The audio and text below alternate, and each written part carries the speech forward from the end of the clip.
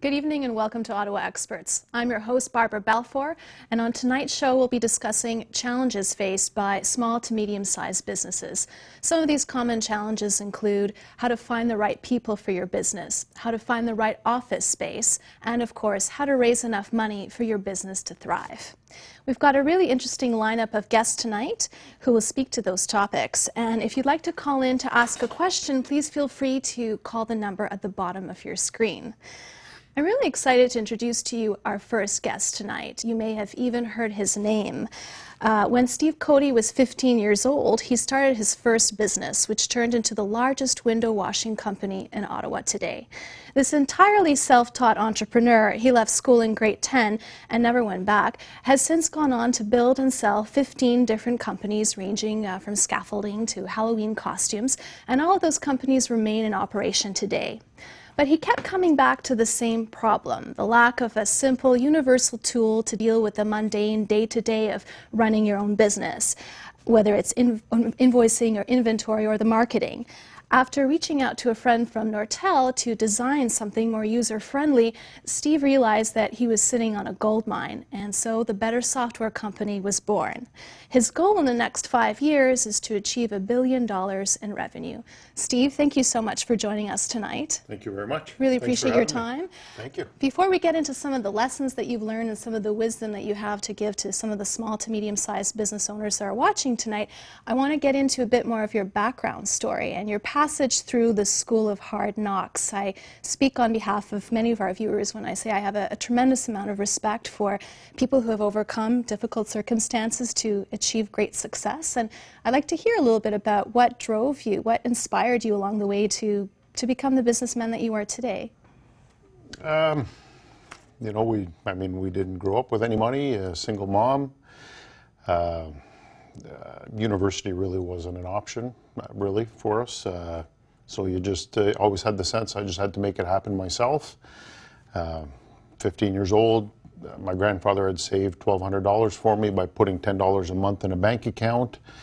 And I used that money to buy basically a bucket, a squeegee, and a ladder. Started a window washing company, and we grew that and turned that into a scaffolding company and just kind of kept rolling. And the window cleaning company is still around today. We had over 40 window washers working for us. We did the National Art Gallery, the courthouse, City Hall. So we did all the big buildings and learned a lot doing that. So, you know, it's been a lot of fun, a lot of hard work, Who inspired you along the way? Did you have a mentor in your early years?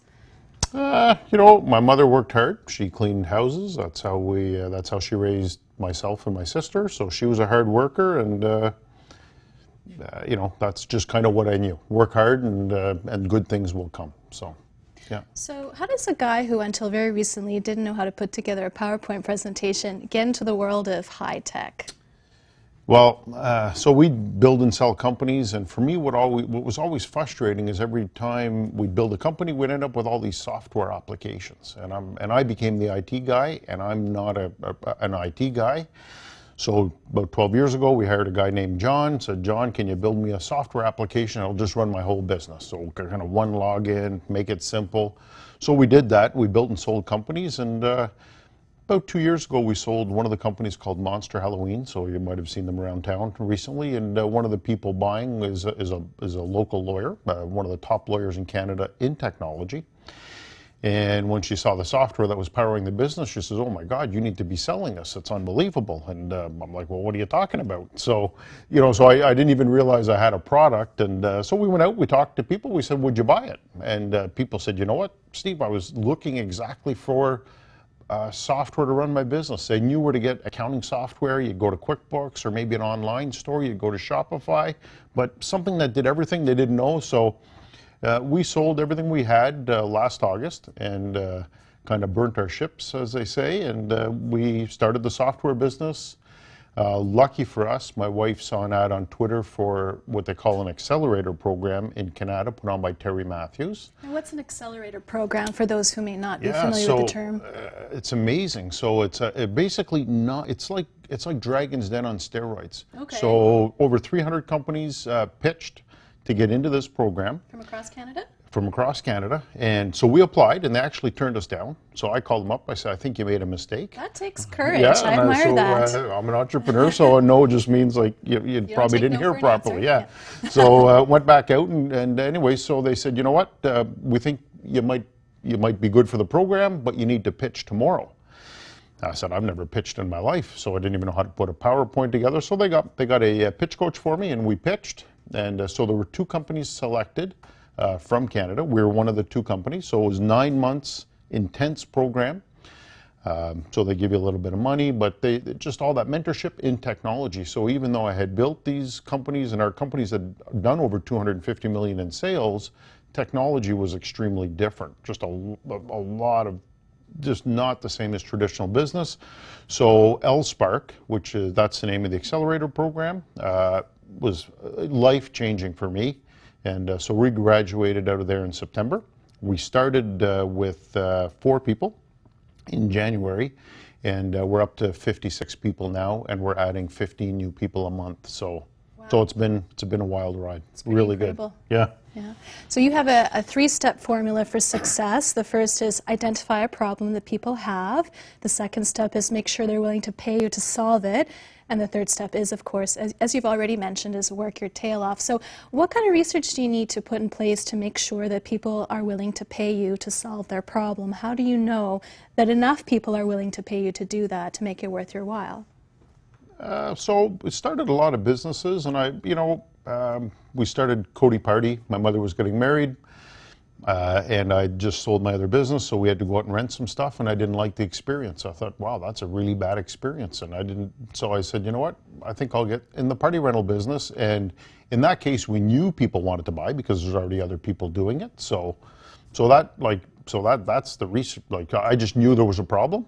I knew people were willing to pay for it, and I was willing to put in the hard work. We started Cody Mobile, so that's like mobile auto detailing. Mm-hmm. And I got frustrated, like my car was always dirty because I never had time to bring it to kind of an auto detailing place, have somebody pick me up, drive me back. So I said, well, that's a problem. Yeah. And so that worked for us. So it just, it's,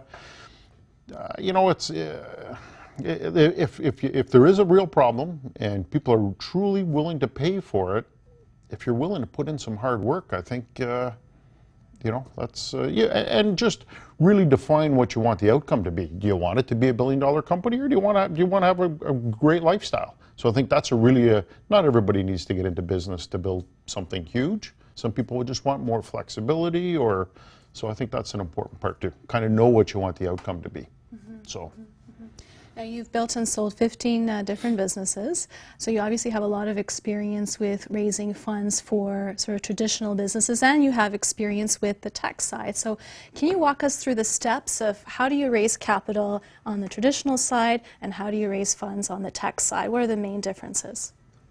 Huge differences. So let's start with the traditional business. So traditional business, basically your company's got to start making money, generating cash, and that's how you fund your growth. And once you do that for probably about 3 years, then you can go to the bank and hopefully they'll give you a loan, and then you can continue to grow your business. So that's the traditional way. So what do you do in those first 3 years? It's tough, like really tough. It's somebody, I remember a couple of weeks ago, somebody said, oh, this company over here, they're really close to going bankrupt. I said, you know what? I think most companies are close to going bankrupt. You just got to keep working at it, right? So there's a fine line between not working and working. So you really have to work hard, unless you've got family or something that can give you a lot of money to trust fund. A trust fund. I didn't have that, so you just got to work. Yeah. Yeah. Technology, very different. So the opportunity is much bigger because the world is your opportunity. It's not local, so you're able. Mostly virtual. Yeah, it's all virtual. You can sell across. It's it's awesome, and you get a lot of government support because what you're doing is you're exporting because you're selling in other markets and you're bringing money, cash into our market. So really it's considered an export. So you get a lot of government support for that. The government's been great to us. And the other thing is people are willing to fund, they're not really worried about losses. So you're able to we had the angel community Ottawa Angel community supported us. Terry Matthews supported us. And what's the Ottawa Angel community? It's the Ottawa Angel Network, just a bunch of wealthy people. I think maybe about 110 people, and they get together once a month. You apply to get in, and you actually you pitch to them. Can anyone do that? Yeah, I think you just go to the website and you apply, and Okay. so they supported us. They gave us $500,000 in our kind of first round back in July, I believe it was. So that was a lot of support. And Now these guys just do tech, right? no, I think they do traditional businesses, Okay. but mostly technology. Mostly technology, from what I know. And then there's VCs, and so we went to New York. We've just raised some money out in New York. So how do you find these venture capitalists? How do you approach them? I mean, is it difficult to ask people for money at any level? Do you have to get over that? Yeah, I think you have to get over. You know, you have to, once you believe in what you're doing, and it's a little bit different. You know, it's different than if you asked, like, I would not allow any of our friends to invest. We had friends that wanted to invest. We said no, like we didn't want to do that. Why is that? You know, if something ever didn't work out, then it would ruin a friendship, and the friendship is worth more than money. We said, look, if things work out really well, we'll give you the money. Like that's, but when you're dealing with the investment community, they know the risks. So these are what they call accredited investors. So they know the risks. And, you know, we're extremely honest with them. We're open about what's happening. And I call them partners. I don't even call them investors. They help us grow our business. We have 22 partners right now that are involved in our business. So they know the risks. And that makes me feel good as long as we're being honest about what's happening at our end. And they know that. So that's, you know. Do you think that most of the capital that's available out there is being diverted towards tech companies? Is tech kind of where it's at? I know it's sort of back to booming again in Ottawa. Yeah, from what I can tell. I mean, in traditional business, I did not have this amount of money. We just literally, on Friday, we had somebody, we're doing a $10 million, they call it an A round from venture capitals, and we've already got people that want to commit to investing $10 million. We're a 10-month-old company. So that's exceptional. So they're committed to giving you $10 million. Yeah, that's what yes. So we haven't signed anything yet, but that's definitely the intent, and we will get it too. So that's. So how do you know how much money you need? It's a lot of planning. So we have a great team. Jason Burke is our CFO at Cognos. We do a lot of projections. You know, when we last August, when I decided to turn this into a company, I saw the opportunity, and our goal is to be $1 billion valuation company in 5 years, which is an extremely aggressive goal. So far, we're about 20% over plan. So we have a plan on getting there, and to do that, you're going to lose money because you're acquiring customers. You're hiring so fast and acquiring customers. There's a pipeline that you're paying for. There's infrastructure that you're paying for. So we won't actually be profitable until the third year. And at the end of 5 years, we'll have about 642 people working for us. Mm-hmm. So that's kind of. And you're based out of Canada? Yep, based out of Canada. Do you have any other offices? Nope, that's it. Any sort of virtual operations? Well, Wesley Clover's invested in our company. They've got 8 offices around the world. So that's Terry Matthews, and Terry's been like unbelievable in terms of, so, you know, you'd think a billionaire, knighted by the Queen. Right. Why does he have time for me? You know, he called me last Thursday night, 11 p.m. I got this idea, I've got that idea. I was with him for 2 hours this morning. So he really, really does give back. He just brought a bunch of people in from Turkey to see if they want to license our product, to bring it into Turkey. So, you know, so that's, anyways, that's just another amazing part of our journey here so far. It must be bigger than you ever imagined it would be at the beginning. Yeah, it's pretty cool. Yeah. You mentioned the Ottawa Angels Network. What other resources are available out there for our viewers who are watching and wondering what else is out there for them to tap into? I think the big thing is like I get people ask me that question, and they have a product that's not making money. Mm-hmm. And they're counting eyeballs, or, you know, they're saying, well, we've got a whole bunch of free trials, and that's, for us right off the bat, we didn't really care about eyeballs. There are no free trials. Our customers pay for our product. That makes it a little bit tougher, but it also challenges us to be better. And I think when we're able to go to the investment community and say, look, in 9 months, we have hundreds of companies that are paying for our product, that sends a real clear message. So I think that's extremely important in terms of getting investors engaged. And then it's just like a lot of hustle. It's just a lot of just hustle. Get out there, don't do it over the phone. We just, like I said, we had the people from New York invest. And I paid $1,200 to fly there for one meeting that was supposed to last half an hour. It lasted almost 2 hours. At the end of the meeting, they said, look, we want to invest. We're not going to give you any less than $500,000 US. But I think a lot of it was just that connection, right? Had it been on the phone, it wouldn't have been the same. So I think you got to hustle.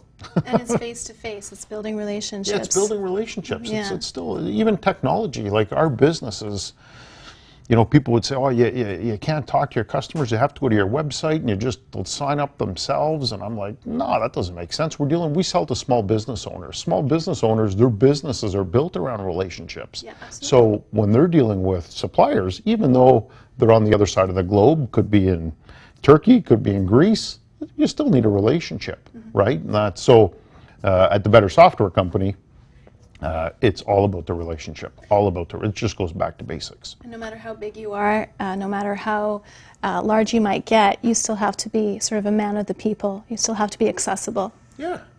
So it goes back to commerce, like way back, right? It's just talk to people and find out what their problem is, try to help them.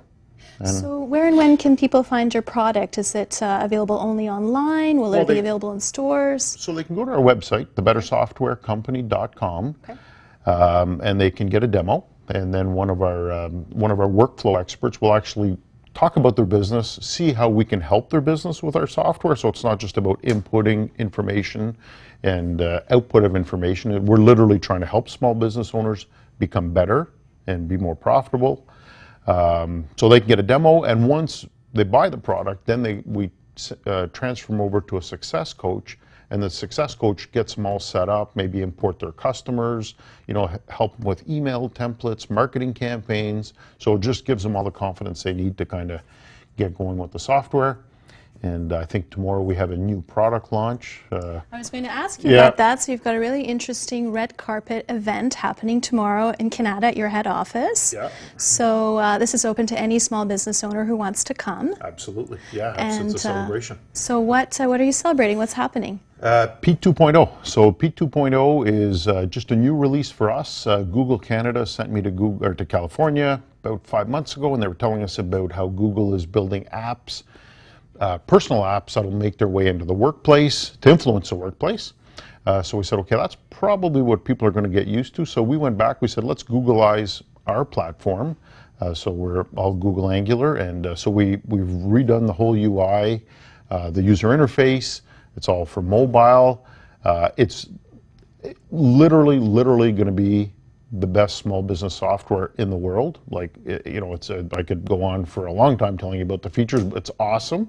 So then the real problem was, we know that anybody who buys it is going to kind of get the jump on their competition because it's going to make them better.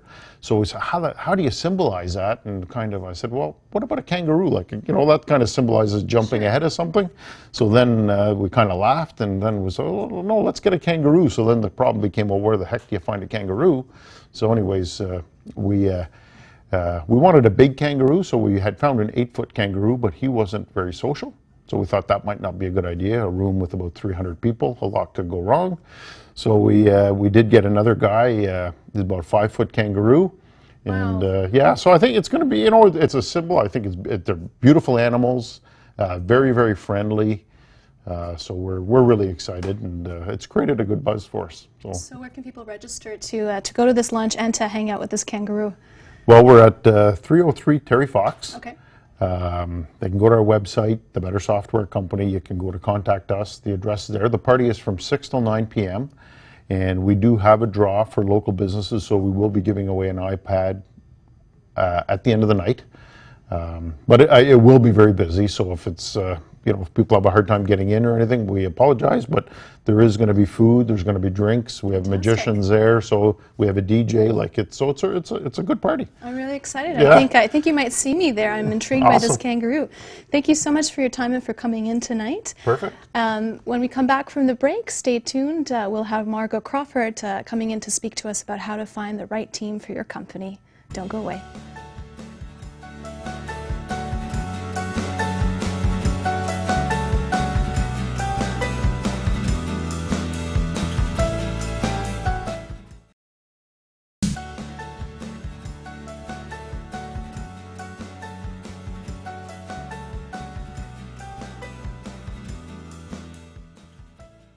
Good evening and welcome back to Ottawa Experts.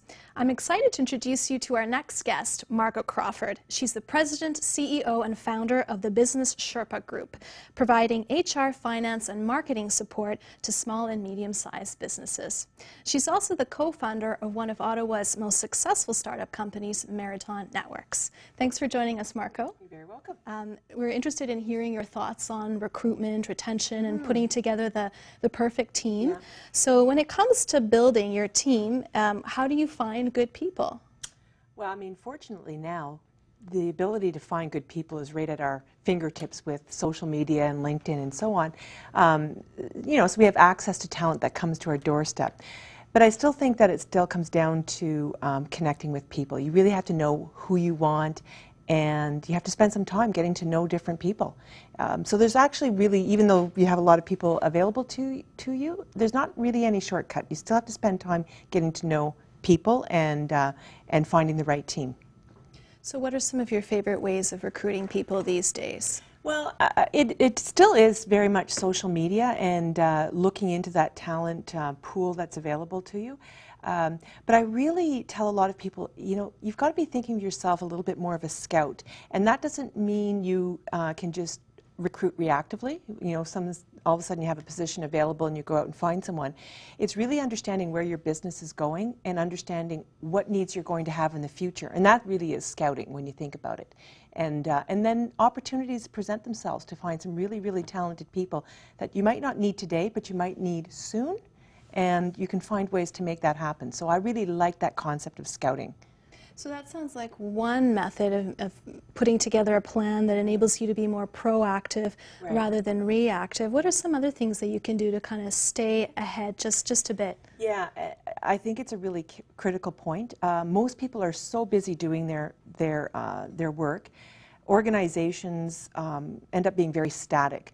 So just spending a little bit of time thinking about what your future looks like, if you even imagined it 2 or 3 years out, and in that world, or if you imagined yourself at double the size you are now, it really starts pointing out what your gaps are, if you think about that. And once you know your gaps, then you're really well positioned to see talent that you're going to need when you're going to need it, versus you're just reacting to someone leaving and you're just filling that hole. So it gives you these opportunities to get ahead and proactively recognize individuals who you know are going to be a great fit for your team and solve your bigger problems as you grow, as opposed to just staying where you are and filling roles that become vacant, which is a really static way. So where can you get help in doing that?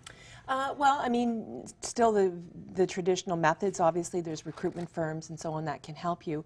I do think that there's more and more business advisors who are prepared to go into business and be there in part-time or fractional ways. And the difference is that the business advisors are helping you think about where your business is going versus agencies who will service a request. If you say, find me this, they will find you that. A business advisor is going to help you think about your business and think about what you need in the future and partner with you in terms of that growth. So there's those two options, but there's definitely a lot of people who can go into organizations now and be available and work in part-time ways to help you grow. So how do you feel about temp agencies, for example? So, I mean, temp agencies fill a need. They fill a temporary need. And I do think that that's one of the areas where people forget what they are really good at, which is filling a temporary need versus they are filling your long-term need. And I think you have to be careful about that. Well, because there's a big difference in the employee's attitude, right? There is, and there's also a big difference in the pool of people you have available. When you go to a pool of people and you say, I only have a temporary need, if they're already in a full-time job or they're only interested in a full-time job, then you really don't have access to that talent anymore. You're really only getting the people who happen to be available right at that moment in time. Until they find something better. Right, absolutely. Yeah, so you've limited your pool. And how do you feel about interns, for example? Well, interns, I think, are a great idea. I hire a lot of students myself, and you know, I think there's a lot of opportunity for them to bring value into an organization. I feel pretty strongly about paying interns. I think that you know, there's a sharpened value exchange when you pay someone and they know they're being paid, and the expectations that go with that relationship. So I feel strongly about that, but there's a huge value, and there's great support programs around hiring interns too now. Yeah, there's been a lot in the media these days about unpaid interns, especially in the United States, and sort of the kerfuffle around that. But it makes sense what you're saying is, you know, when you know that you're being valued, you feel motivated to produce something better. That's right. That's right. Yeah. So is it all about LinkedIn these days, or what other kinds of sites are people using right now? There's definitely, I mean, LinkedIn is a very dominant professional networking site. There's no question about it. But there are more sites coming on board. There are new platforms that I would call are aggregators, things like Bullhorn Reach or Indeed. And they go and they crawl all the websites where jobs are posted, and they compile them. So those are becoming some more effective tools. I do believe that LinkedIn won't stand on its own. I think it's too competitive a space, and I think that there'll be more and more. I mean, social media is just constantly changing, so I think you have to always be on top of different avenues. And that brings me to my next question. What are some of the biggest changes that you've seen in the years that you've been in business? Obviously, with the advent of technology, you've seen some pretty significant changes. However, at the same time, like you said, face-to-face and developing that connection, that relationship is so important. It really becomes a case of old school is still the best school, in a sense. Yeah. So I still think you have to develop relationships. At the end of the day, that is what matters. People join and work for you not just for the money. They want you know, it's part of their life, it's their experience. So it's still very, very important. That said, technology is enabling so many other work styles that fits other elements of life, right? Balance and so on. You see a lot of virtualization in workplaces. The counterbalance to that is this culture and this good feel you're trying to create amongst a team being together. So trying to strike that balance. The good news, I think, is that there's a lot of technology tools now that are supporting really strong virtualized workplaces and communities, and that sense of belonging to something or contributing. When you think about it, it kind of lines up to the gaming world where, you know, people game with others around the world. And are geographic boundaries being more and more blurred? Absolutely. Yeah. I think the idea that your talent will only be those people you can bring inside your house and inside your bricks and mortar wall is going out the window. It is a challenge because you do want to get some of that collaboration, but equally you're losing access to a lot of talent if you can't embrace communities that might not be right in your geography. So I want to talk about retention. Once you've got that perfect team in place, you know, that's not where it ends. No. The hard part is keeping them around. So what do you need to do to ensure that they'll stick around for long enough? It is actually becoming more and more challenging. There's a lot of studies out there now saying that, you know what, people are just wired to leave after 2 years. You can do anything you want, they're going to leave. That's just the way it is. And that's true in California. People change jobs very frequently. So, I mean, you certainly have to take care of the basics. I think you have to provide fair compensation, you know, a good work environment. At the end of the day, I think people join companies because they want to belong to something. We're tribal. So having a passion around the vision of the business is really, really important. It's not just about making the owner some more money. People want to care about something, and I think that that's really, at the end of the day, what will, you know, really engage people the most. They want to have a shared passion. In a society of ever-shortening attention spans and changing priorities, and of course the new millennial workforce, do you think loyalty is a thing of the past? I think it's changing. I think the loyalty is not anchored on, I want to have this job forever in this company. People want more from their work experience than just the work. They want to belong to something more. They want to do things that matter. So I really think loyalty is tagged to more than just the job itself. It is the experience of what that company is about. I mean, you get people doing lots of volunteer work because they have a passion around something. So I think it's just changing what people are going to be loyal to versus what it was before, which is I'm getting paid and this is my team, I'm going to belong to it. Mm-hmm. Yeah, so it is definitely changing. So when you're the boss, how do you create a great connection with your employees? How do you show that you're authentic to your values? Well, I think it's along the same lines. People want to be passionate about something. So I think the more you can be authentic, have a passion yourself as an owner, and it's not, again, it can't just be about you and you making more money and winning. I think you having a passion about what your business is doing and what problems it's solving in society creates those linkages that are really important to employees. And speak about it, be authentic, be real, show your passion and why you're doing this. Do you think something as simple as just taking 5 minutes every Monday morning to walk the floor and say hello to every employee and ask them how their weekend was? I mean, do you think a small gesture like that can go a long way? It always matters. I can't believe that someone can be cold to the fact that someone takes the time to say hello. It's just human nature. I do think that there's more, though. I mean, again, I think this idea of being a little bit more vulnerable in front of your employees, being authentic, you know, sharing some of your worries and not packaging up all of your speeches to some sound bites, I think really creates those connections. And once you as the owner, once you've created some value in your business, what structure do you need to take on to preserve that value for the long term? Yeah, that's something that I spend a lot of time with business owners, is that the idea that you've created the business and it's been all of your effort and all the things you know and you do. The problem with that is that when you try to transfer that business, a new owner is going to look at that and say, all this value is connected directly to you. So you have to create the pillars underneath yourself. Imagine that the business can operate without you in it. And that's kind of the goal of what you want to get to. So what do you need to put in place? People, processes, systems, tools that allows the business to operate without you directly making it operate. I think that's really, really critical. So how do you build leaders that you can trust in your company? Well, you know, again, it's going back to all the principles I just talked about, the scouting and knowing what you want to do and being authentic with them. I think if you want trusted leaders, you should line them up with your own goals. So share the pain and share the gain. Find ways of creating, basically wins for everybody, and get people lining up to your sort of vision and passion around what you care about, but then also compensate them that way.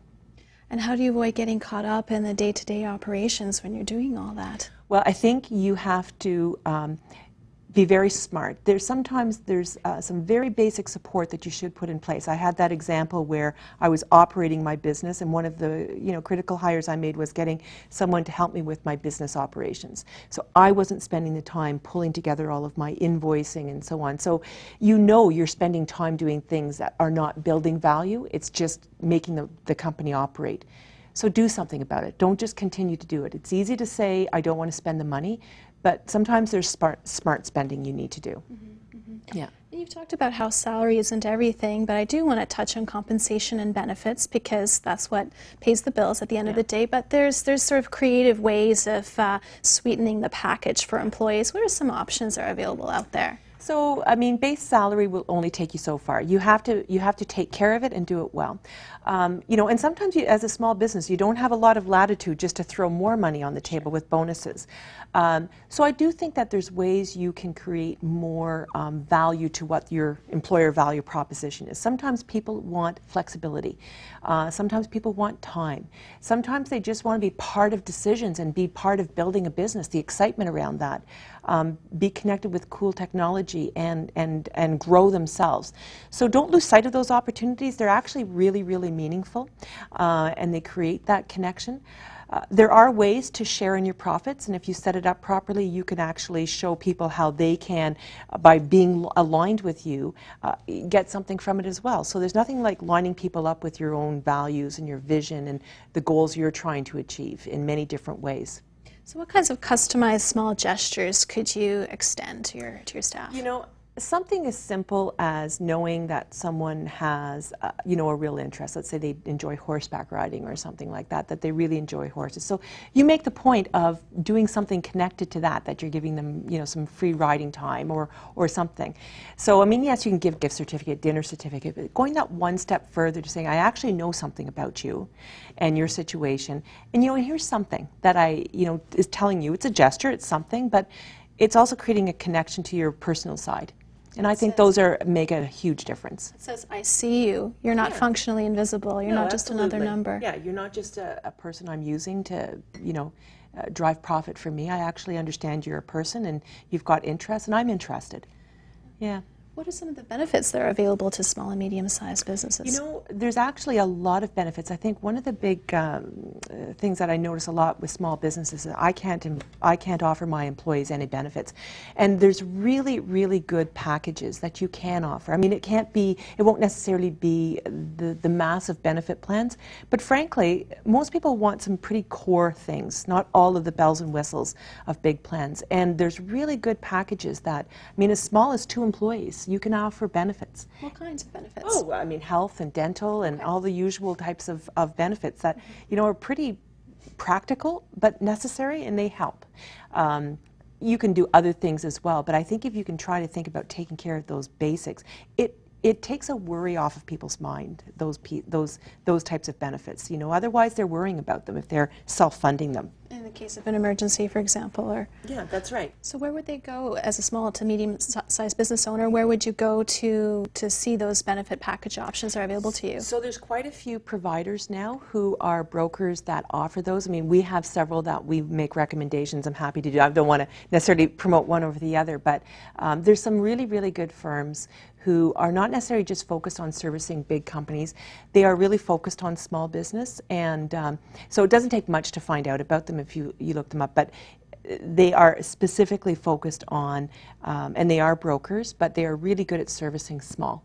And I would tell most employers, don't disregard it. You'd be surprised at how affordable it is, and really it dials down a real worry for your employees. They are worrying about it. They are thinking about, you know, what are they going to do if they have to go to the hospital? I mean, there's some coverage, but dental and so on. Sure, yeah. Sure. It's good to know those options are available. They are, definitely. Yeah. Yeah. What about profit sharing? So again, profit sharing, I think small business owners think, well, that's not something I can do. I don't even know what my profits are, or I don't have enough and I can't share them. But you can design plans that have very, very specific triggers in place that, you know, you've got protection built into the business. So you're not sharing profits you don't have. You set up the plan properly, and then when there are profits, you can carve out a piece of that that's affordable, that you can, you know, share. And then you design a program around that. You know then that people are sharing in profits, they are affordable, and they're self-funding. It's not that you're going to fund them. It's only when the company is successful do they trigger and fall into place. So that way people are still sharing, and you're getting wins as well because people are driving towards a good result. And then when you can't have it all, what are some ways to get some of it or a fraction of it? Well, I think it's exciting times, actually. I think that right now what is really emerging are a lot of technology platforms that are bringing the virtualized labor force to any employer, frankly, doesn't matter, small or big. And what that is really where you are putting out challenges or contests or pieces of work out to these platforms, and you pay for the result. You're not paying for time, you don't care about how people produce a result, you pay for the result and you get a result. And that's very, very affordable, and you get work done. And so now these platforms are really emerging and giving you access to talent pools around the world, frankly. That's amazing. It is, yeah, it's very cool. It's very cool. Before we go to break and we end this segment, is there anything else that you'd like to add for our viewers tonight? Any thoughts, experiences from your own wealth of knowledge that you'd like to share? Well, I think the big thing I would share is that the idea that there is now, as a small business, there are a lot of ways you can get tremendous teams built around you, that it's not, the only option is not just I have to hire a full-time resource. There's fractional resources. That's what we do.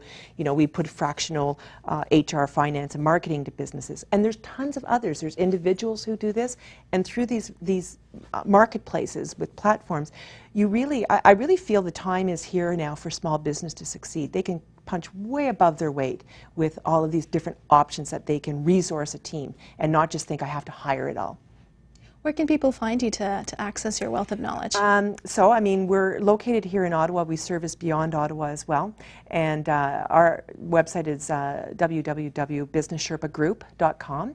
And we have a team of about 40 associates covering all of that spectrum of support. Everybody has come from corporate experiences and can be happy to talk to any business about what we do and how we can help.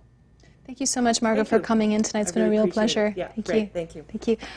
Don't go away. When we come back from the break, we'll be talking to Greg O'Donnell, who will be teaching us how to find the right office space for your business.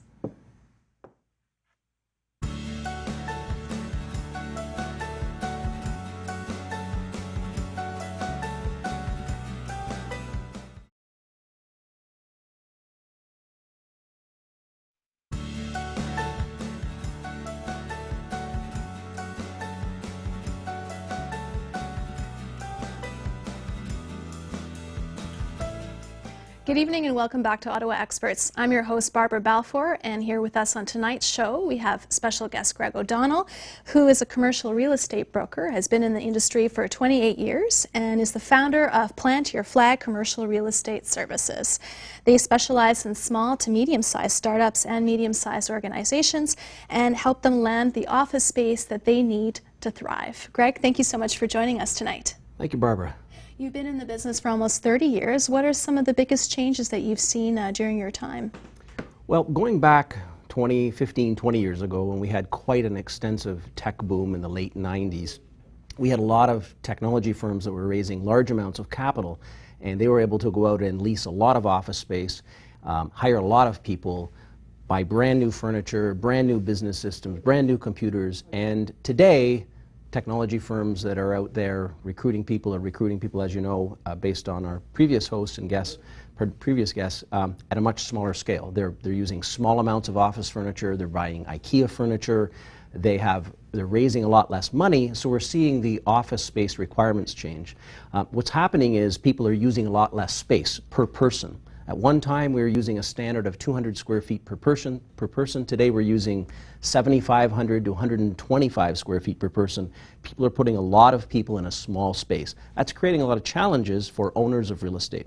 Parking requirements are significantly higher today because we have more people in a smaller amount of space. So ultimately, what's happening is less capital is driving more people into smaller space. But the individuals that work for companies today are different in their expectations of what they were like going back during the tech boom. So people are prepared to work at a small workstation, as we'll call it, or a table with 4 people at a table, which would have been, in the past, only had one person in twice as much space. But not everybody's willing to give up that space. You mentioned in a previous conversation that there's a real difference between the expectation that a millennial might have versus someone in their 40s or their 50s who wants a private office where they can argue with their credit card company or talk to their spouse or close the door sometimes when they want some privacy, but that's not always an option. That is correct. In fact, the big challenge is this. If you were recruiting folks for your business, and we ask potential clients this, we ask them, what sort of people are you going to be trying to recruit? Because the office space is going to need to match that requirement of that type of talent. So if you're recruiting folks that used to work at Nortel or a large technology firm and they're in their mid-40s, they are now used to either a private office or a large workstation. If you're going to ask them to go sit at a small cubicle or a very tiny desk, IKEA desk, you're going to have to induce them somehow, either money or stock options or something, or there's no other opportunity for them in the marketplace in terms of employment. But a millennial, 20, 25, first job, they'll work at a table versus having to have a workstation or a private office. And they don't have necessarily arguments with credit card companies or family members or whatever it may be the same way. So it's a different experience, so therefore their requirements are different. But all in all, as commercial real estate brokers, we're trying to figure out how to make sure that the real estate matches the most important thing. In the office space, it's people. The clients very seldom come. A retail store, the clients come all the time, so the real estate matters more. Warehouse and industrial real estate, it's different. You're looking at shipping, receiving, manufacturing, power supplies. Office space is all about people. And you made a really good point that office space is about the employees, not about the clients. And is that something that's changed over the last few decades, that an office space was seen more as a place to host potential clients, for example? Well, in the past, you could argue yes, depending on the type of business. So what we'll call a traditional or an old line industry, we'll call it accounting, legal, no disrespect, of course, to folks in the industry, but in other words, they're not new technology firms, they're not new or innovation-related type firms. So those types of businesses and those types of industries, or not-for-profits and associations, more conservative type folks that work at these types of organizations require different types of space. So the answer is yes and no. You have organizations that need an office space environment to bring in clients, bring in members of an association or not-for-profit. The way in which you're recruiting people for that business or industry is different. So there are changes that have occurred, yes, but there are, in some cases, not many changes if the business or the industry hasn't evolved the same way. So it has a lot to do with innovation and technology in terms of what's driving this. And there's a little bit of government that creeps in. The government has standards that continue to change, and therefore, in turn, they also impact on the type of office space, the square footage, there's green buildings, there's all other sorts of impacts that come into office space today versus what it was 20 years ago. So what's the office space market like in Ottawa right now? And I imagine it's very different depending on the pocket of the city. So for example, Canada would be different than Byward Market, Centre Town. Correct. Now, the challenge for the Byward Market or Centre Town is that the number of buildings isn't necessarily that great. So if you look at the Byward Market, it's mostly retail and restaurants. A few office buildings. So if you're a technology firm and you want to be in the Byward Market, which is a very fun location and attracts a lot of startups, the challenge is there's not a lot of options, not a lot of space. So that basically pushes people into potentially the downtown core where there's a lot more real estate. Canada, there's a fair amount of real estate, and that market is pretty good. The downtown core is not as good simply because we have had some government downsizing, but mostly it's government downsizing in terms of the amount of capital they give to organizations, the amount of money they give to organizations. So those organizations have got smaller. The government occupying buildings, in terms of them reducing their square footage, is there, but private sector companies won't move into those buildings because they're not of the quality that they want. So although they work into overall numbers, they're really not space options because you won't move into them when the quality is substantially below what you're used to. So the important part here is to recognize what is the real market for the private sector organization, and then look behind the numbers, look behind the vacancy statistics to get to the real meat of what's going on in the market. And you mentioned in our previous conversation that there's some really unique alternative ways of using office space that you're seeing emerge right now, escape rooms, co-sharing workspaces, business centers, that kind of thing. Yes, I can't speak to the escape rooms in too much detail other than they are a non-traditional use in office space in the downtown core of Ottawa. However, co-work, co-share, which is all the rage today, it started in we'll call it the business center industry that has been around for a good 30, 35 years. Essentially what we have is an entrepreneur leases space and then divides it up into pieces and then offers that space to tenants in different increments. So co-work, co-share, or hot desking or hoteling is a terminology where an individual or a group of individuals can sit down at a table very similar to this if they like, pull up their laptop, pay a membership fee, have coffee, have internet access, maybe have a telephone, or rent an office for a day, or a month, or a year, use a boardroom. So that allows you to bring people together, take people apart, work from home. That co-work, co-share is very, very huge in big markets in particular. So the United States, in particular New York, Los Angeles, markets where you have a lot of density. It's happening in Ottawa at a much smaller rate, smaller facilities, but it's there. As more people move into the downtown core of Ottawa, more people live in condos and want to have that come together and then move, and that use technology to run their business. So they're putting all of their systems are in the cloud. They don't have to have a filing cabinet. They don't necessarily have to have people sitting beside each other to collaborate on a transaction or on a project. They come together and then come apart. Ultimately, though, as the previous guest, Steve Cody, talked about, they want their folks together because they want to build a company of people that are knowing each other. Makes sense. Correct. So ultimately, you do need to have, if you're going to build a business, you're going to lease office space and not work at a table. So that's a segue to my next question. So you're a newbie, you're leasing your very first space. What are some of the do's and don'ts? What are some of the common mistakes people make? Well, one of the big challenges that people have when they first start out leasing office space or think about leasing office space is the assumption that because office space is vacant, the landlord will be, breaking down my door to lease it to me. They don't have to do that. That's correct. Most of the landlords, speaking about Ottawa in particular, are pension funds, real estate investment trusts, publicly traded entities. So organizations that have billions of dollars or hundreds of millions of dollars worth of real estate. They don't need to lease space to anybody. They will make a choice to lease space to people they want or companies they want, entrepreneurs they want, not-for-profits they want to. So as an entrepreneur, the assumption is, well, the space is vacant and I should be able to lease it, and I'm the one buying the service or buying the space, so I'm going to call the shots here. It doesn't work that way. So you have to recognize what it is you have to offer. Now, as an entrepreneur, a startup business, or an organization that may not have a lot of a track record, it's not easy to get a landlord to accept you as a tenant. In particular, if you're asking the landlord to build new walls, put in new carpet, make a lot of changes to the space, put out a lot of capital on your behalf with the risk that you may not be in business 6 months, 9 months, a year. So what we need to do as your representative is find a way to bring your story to the landlord. So the landlord can see that this group of people have an idea, are working on a project, are credible, because it's the people behind the product, the service, the company that landlords ultimately engage with. And we as the representatives in a tenant representation capacity for a tenant, our job is to bring that story to a landlord. And if we can't bring it to a landlord on a client's behalf, then we're going to have a challenge. So we need to bring the story, talk about what the business is all about, and then figure a way to get the landlord to accept our client. So understanding what you have to offer, making sure that you bring the right story, and then not asking for the world when you're only wanting to give a 1-year lease.